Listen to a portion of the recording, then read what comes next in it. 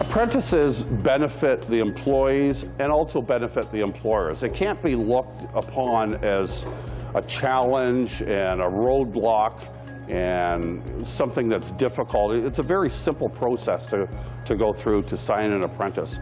I think the really important thing is to have a willing candidate and to have very defined parameters that apprentice is going to enter into in the work environment.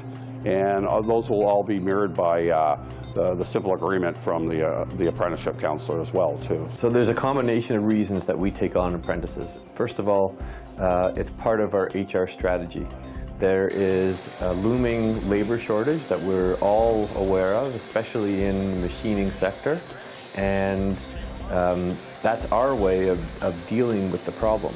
So instead of trying to go out and hire people who have 20 or 30 years of experience, we hire people who have a little bit less experience in the 5 to 10 to 15 range, and to augment that, we go out and hire some apprentices.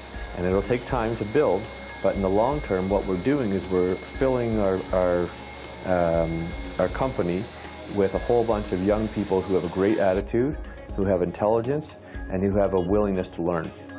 Yeah, the apprenticeship program is really set up well. There's great compensation available for the apprentice and for the employer through the different government agencies. So I think it's critical that people understand what funding is available to support your training efforts so that it's a win-win. The employee wins, the employer wins, and then you're both successful. You develop a very strong tradesperson in the end that serves your company for a long time. The amount of funding really is dependent upon the area that they're coming from, how far they are away from the school that they'll be attending for their practical. But there's certainly many more tax benefits to the employers after the completion of each year of apprenticeship in terms of dollars that are available as tax relief for the corporations. The funding for the apprentices, for early childhood education, there's different funding, I believe, than some of the other trades.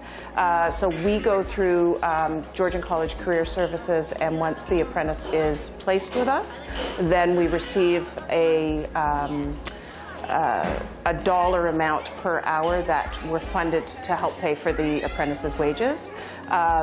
Really simple process, a little bit of paperwork, a little bit of background about the employer to the service consultant. But yeah, we found it to be really helpful. Training an apprentice here is beneficial to us because twin cam motorcycles and Harley Davidsons are very different than any other brand of motorcycle. And if we raise them here and teach them the ways of our bikes, then we can ensure that they know how to work on every Harley Davidson. Because there are so many out there in the field, it is predominantly the only thing we work on. By raising an apprentice here, we ensure that they know what they're doing. I've heard my employer say one time, it's easier to hire somebody and train them rather than to hire somebody, untrain them, and then train them your way that you'd like. And the other incentive is that the wages, of course, are at the low end of the scale. So if you have the right people in your program, then you have a combination of the support plus a fair wage for training somebody. And at the end of the day, if those people are being used to make products at a profitable rate, then it's good for everybody. Funding is fairly straightforward for Walwyn, mostly because we have a full-time controller. The funding for apprentices for the employer is basically, it's a tax credit basically at the end of the year, so it reduces your taxable income. Currently now, the federal tax credit is about 10% of an employee or apprentice's wage to a maximum of $2,000. The provincial credit is about 35% of their wages to a maximum of $10,000. The biggest benefit is that you're able to hire someone to your own high standards. You're able to train someone to meet your own quality and work ethics. So you're able to mold the apprentice the way that you run the business. That people do business completely different. I do business different than the previous owner, and the machine shop down the road does business different than myself. There's lots of benefits. I think a big part is that we're training them around our philosophy, our expectations within the field while they're learning at the same time.